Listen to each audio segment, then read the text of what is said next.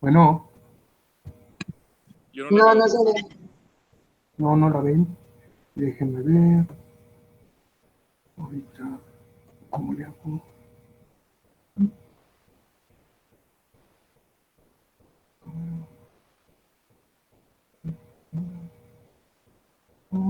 ¿Cómo le hago aquí para compartir la cámara? Le tiene que poner en presentar ahora, doctor. En presentar. Ya. Aquí está. Ok.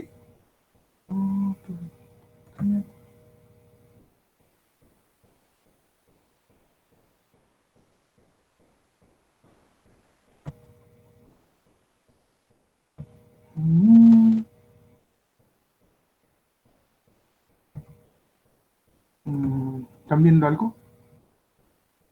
Con 63, 64. Son muchos.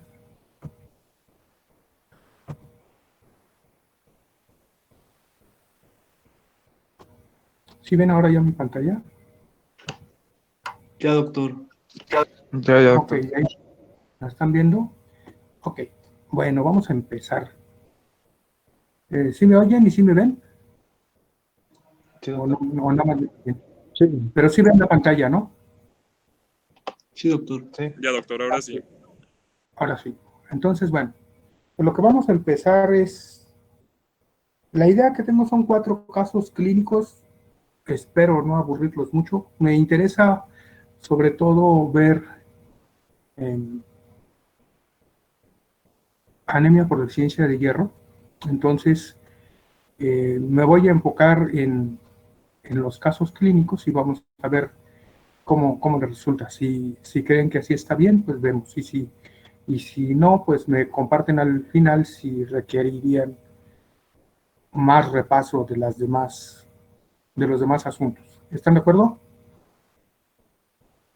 ¿Alguien que me conteste? Sí, doctor. Sí, doctor, Sí, está bien. bueno, vamos a ver. Entonces, empezamos con el caso clínico número 1. A ver, alguien que me lo lea por ahí. ¿Nadie? Caso clínico 1. Mujer de 31 años de edad, originaria y residente de Aguascalientes, que acude a consulta de medicina familiar por fatiga persistente, la cual la ha llevado a faltar varias veces a su trabajo. Poliaquiuria y sensación de opresión en la región hipogástrica de un año de evolución.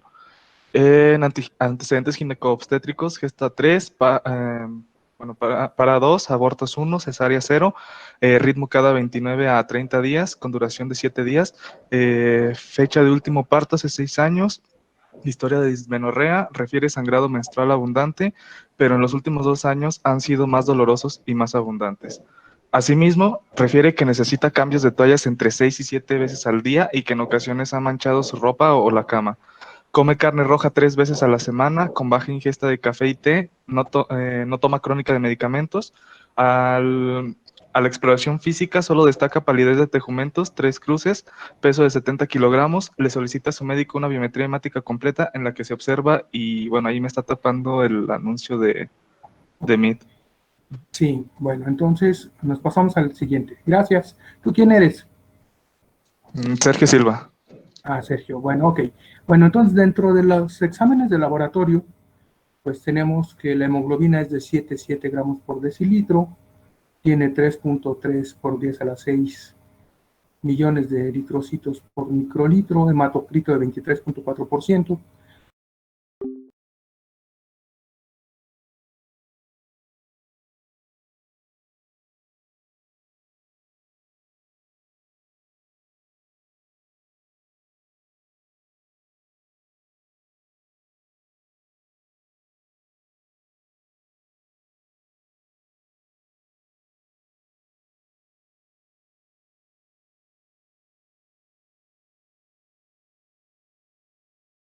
$4,600 por milímetro cúbico. Los reticulocitos son, y también a mí me tapa el asunto este.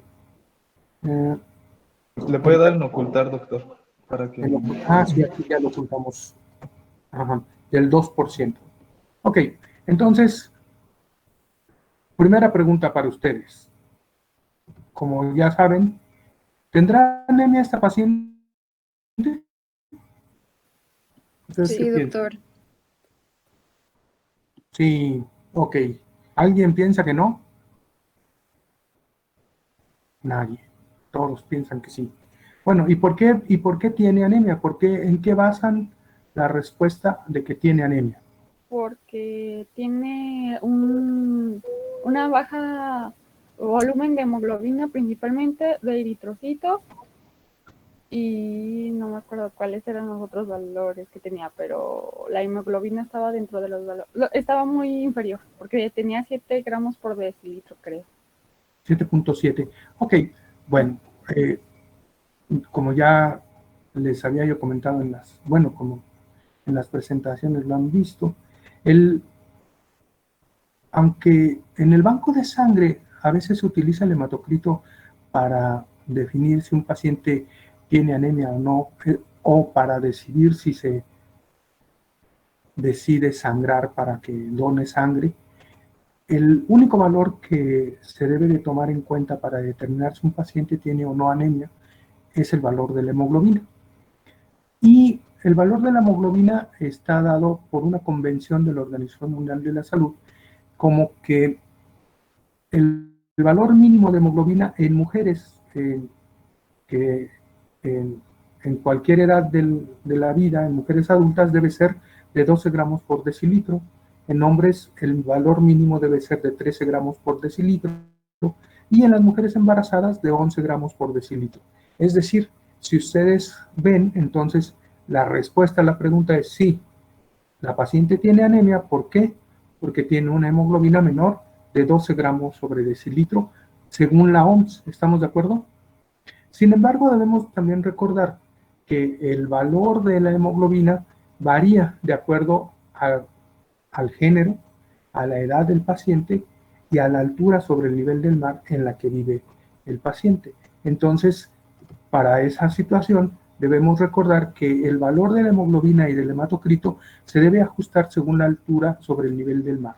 Nosotros en México, y una de las razones por las cuales les pido que lean o que revisen el Ruiz Argüelles es porque en ese libro vienen valores de referencia de los estudios que se han hecho en la Ciudad de México sobre diferentes parámetros hematológicos. Ahora bien, en Aguascalientes, ¿ustedes saben a qué altura sobre el nivel del mar está? A ver, alguien que por ahí me diga. ¿Alguien que sí? 1800 metros. ¿No saben? Bueno, Aguascalientes en promedio está casi todo el estado alrededor de 1800 metros sobre el nivel del mar.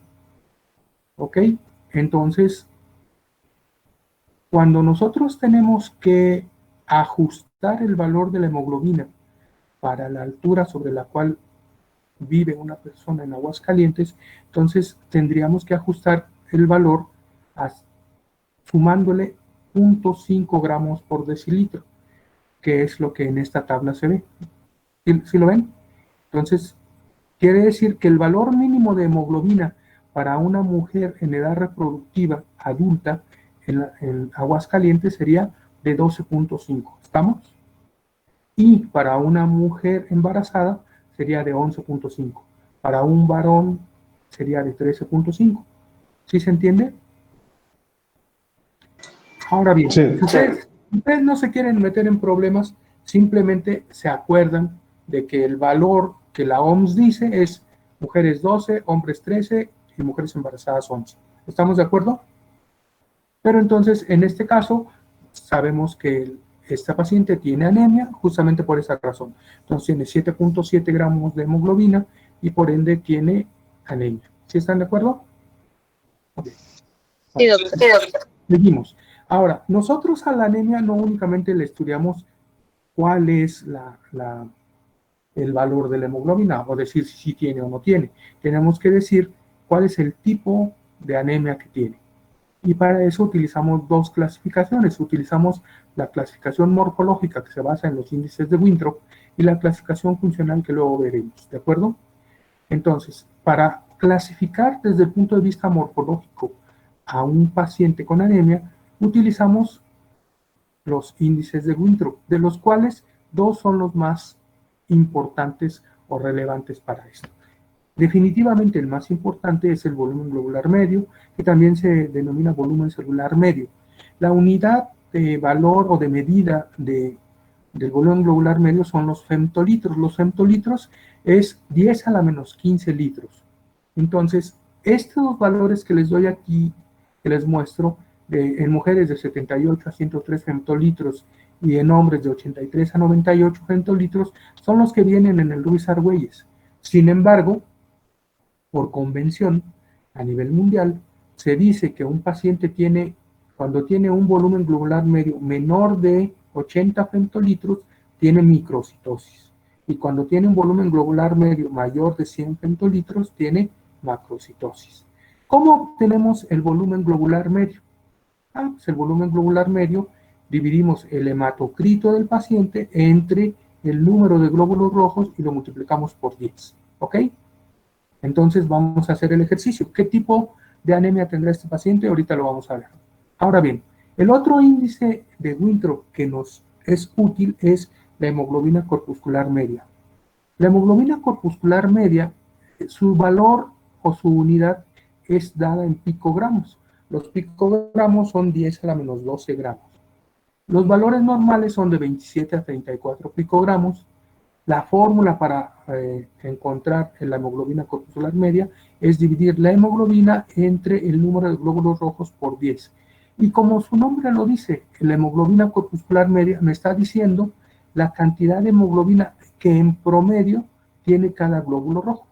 Pero si ustedes se aprenden así el concepto, entonces van a ver que es fácil de recordarlo, ¿de acuerdo? ¿Para qué nos sirve la hemoglobina corpuscular media? La hemoglobina corpuscular media nos sirve para definir la presencia de hipocromía. Cuando el HCM es menor de 27 picogramos, decimos que es hipocromía. Por eso se lo puse ahí como rosita, porque está medio rosado, es decir, el glóbulo rojo está más pálido. Normocromía es cuando la hemoglobina corpuscular media está entre 27 y 34. Hipercromía es cuando la hemoglobina corpuscular media está en más de 34 picogramos. Según algunos autores, el HCM debe ser el único valor mediante el cual se determina la presencia de hipocromía, normocromía o hipercromía. En la actualidad, la mayor parte de las veces es así porque la mayor parte de las veces vamos a analizar una biometría hemática emitida por un contador de células, pero si no fuera así, entonces podemos utilizar la concentración media de hemoglobina globular.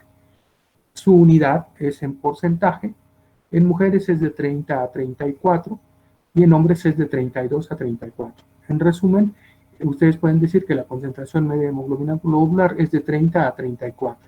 ¿Cómo se calcula? Dividiendo la hemoglobina entre el hematocrito y multiplicándolo por 100. Si ustedes se dan cuenta, aquí, a diferencia de lo que la HCM nos dice, la concentración de hemoglobina corpuscular media me dice en promedio cuánta hemoglobina tiene en promedio toda la masa de glóbulos rojos que tiene ese paciente. ¿Sí se entiende? ¿Sí? ¿Por ahí alguien todavía me oye? Sí, doctor. Ok. Sí, doctor. ¿Vamos Sí. bien? ¿Sí me entendieron? Bueno, ya se lo sabían esto, pero no sé si lo habían entendido así.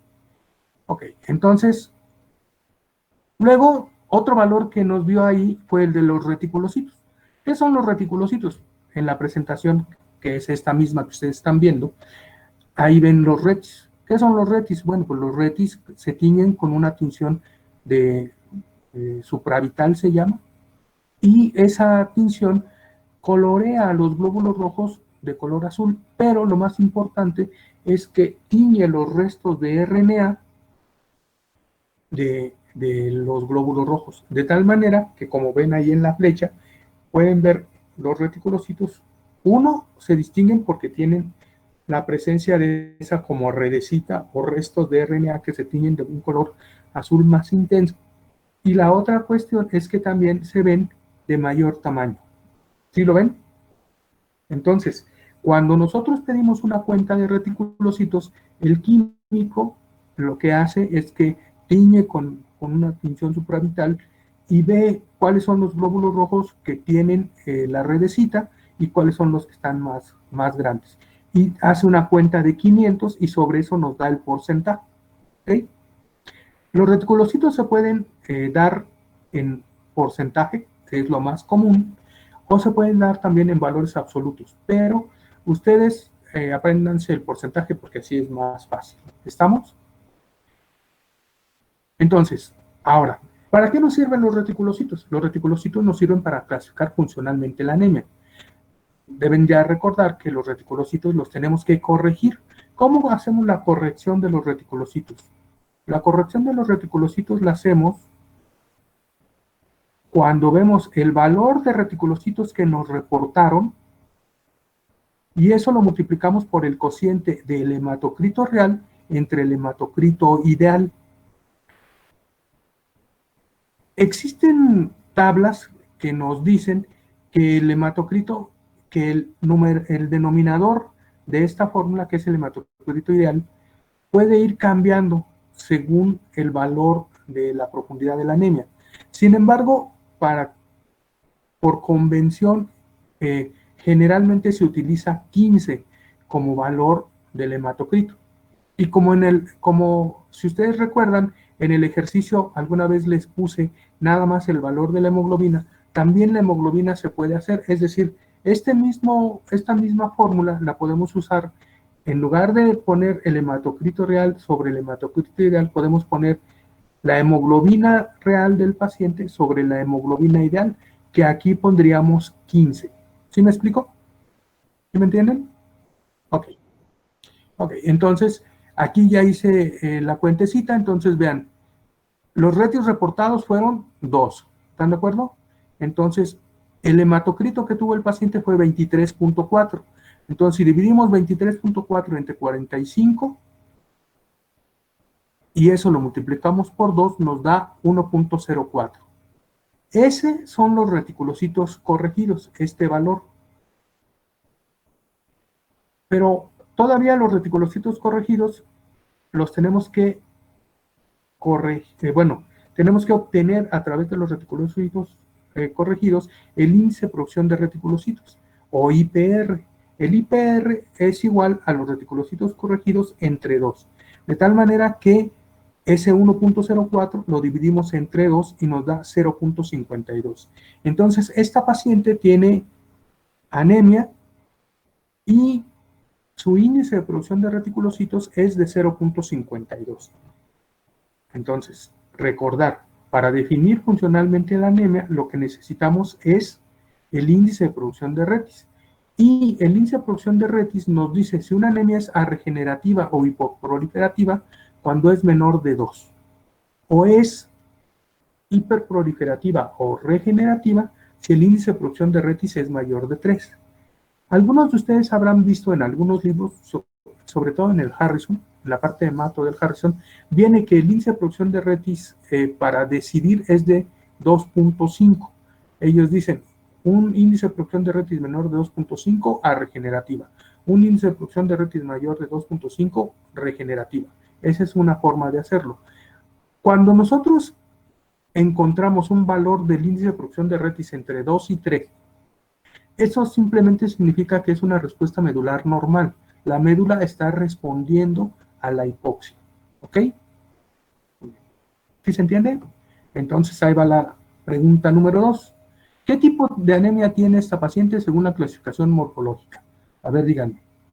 Normocítica normocrómica, macrocítica normocrómica, microcítica normocrómica o microcítica hipocrómica.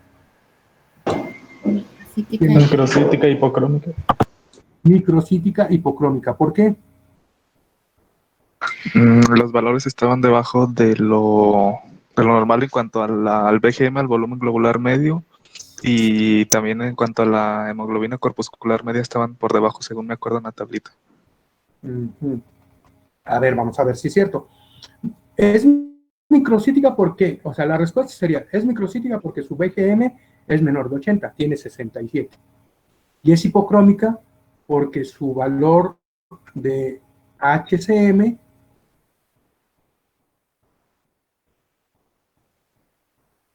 ¿cuánto fue? A ver.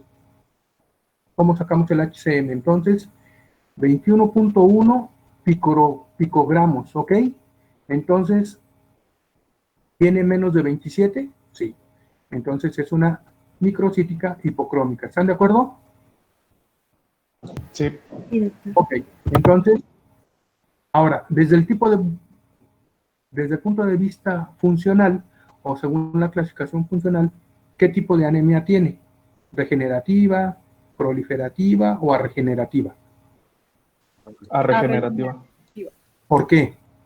Porque el índice de producción de reticulocitos era menor a 2, era 0.52. 0.52. Entonces ya tenemos que esta paciente tiene, ok, primera pregunta, sí, tiene anemia. Segundo, es una anemia microcítica hipocrómica, según la clasificación funcional. Y tercero, es regenerativa. Ok, entonces, ¿para qué nos sirven estos datos? Bueno, todavía tenemos que revisar otro dato. Otro dato es la anchura de la distribución del eritrocito, o RDW en inglés, ¿de acuerdo? Eso simplemente nos está indicando el coeficiente de variación del volumen globular medio.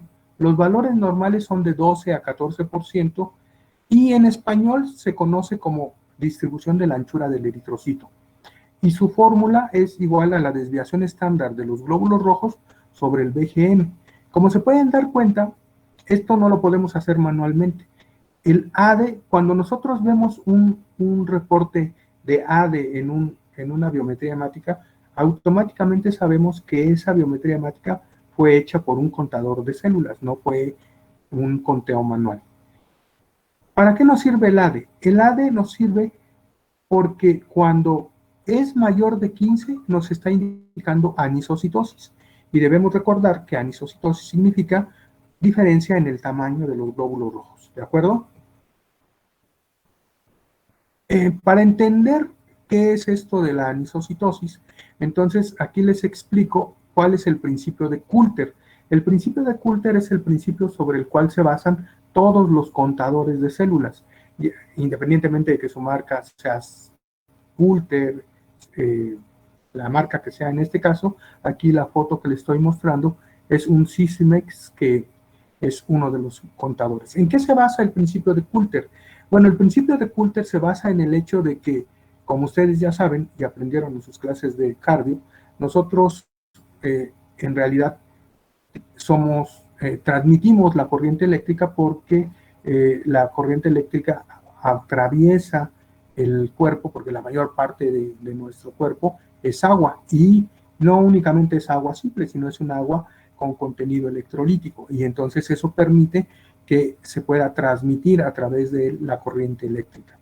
De tal manera que pues, nuestra sangre tiene las mismas características. Entonces, cuando el Coulter, en el Coulter se mete la muestra, lo que hace el Coulter es que hace en realidad es un como tubo de ensayo muy fino, que coloca a los glóbulos rojos y a los glóbulos blancos y a las plaquetas en una especie como de fila india y los va haciendo pasar a través de una cámara, y esa cámara está conectada por una solución electrolítica, que es el suero, es una solución electrolítica, y tiene una corriente eléctrica y pasan a través de un campo que está permitiendo o no el paso de la corriente eléctrica. De tal manera que si ustedes ven en el dibujito, cuando pasa el glóbulo rojo, ¿sí ven qué pasa con la transmisión de la corriente? ¿Por qué piensan que se pone más rojo en la parte de aquí? A ver quién me dice. Porque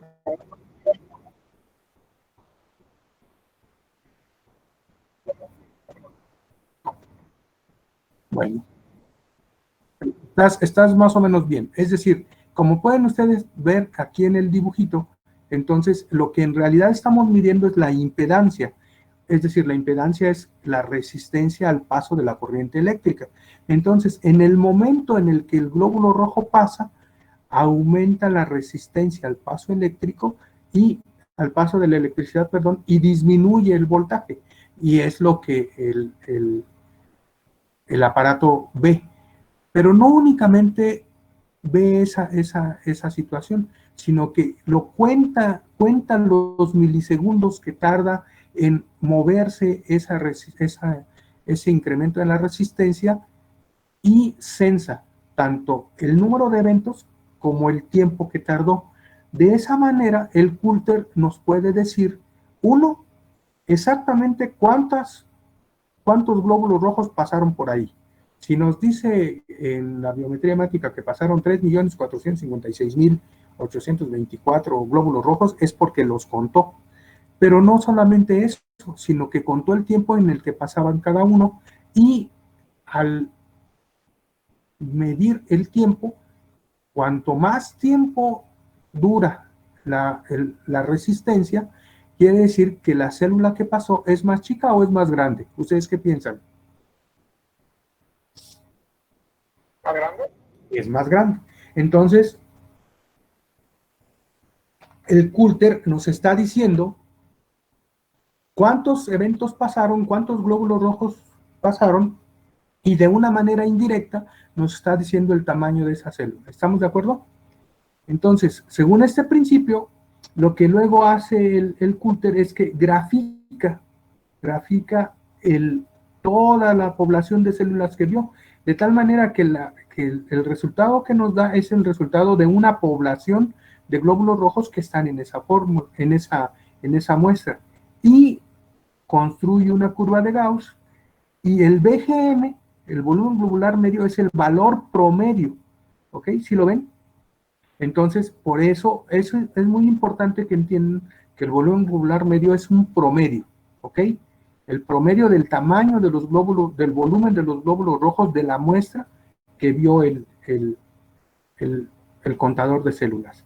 Y entonces, volviendo a lo que estábamos viendo, el RDWAD es justamente una desviación estándar del volumen globular medio. Por eso ahí está señalado con la flechita y con la línea roja. ¿Sí lo ven?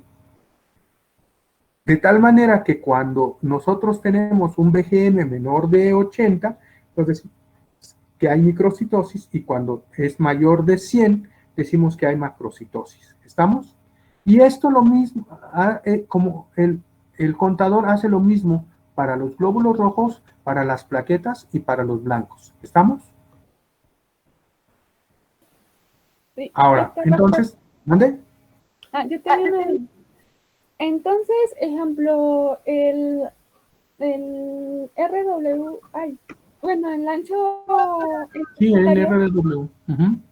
entonces si es mayor, eso significa anisicosis, pero si es menor, ejemplo, si nos sale 12, ¿eso también significa anisicosis o por No. qué tiene que No. ser precisamente entre esos dos factores? El RDW únicamente tiene valor cuando es mayor de 15.